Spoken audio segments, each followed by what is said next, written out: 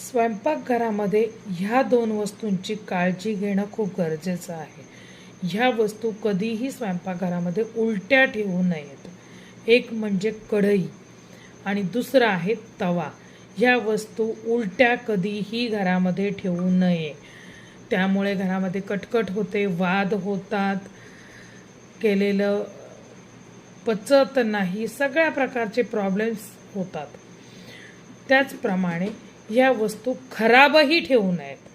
कढई मी बऱ्याच वेळा बघितलेलं आहे, लोकांची कढई आतून पांढरी बाहेरून काळी अशी असते, जरासुद्धा स्वच्छता ठेवत नाहीत. हे चुकीचं आहे. आतून बाहेरून ती लख्ख असली पाहिजे.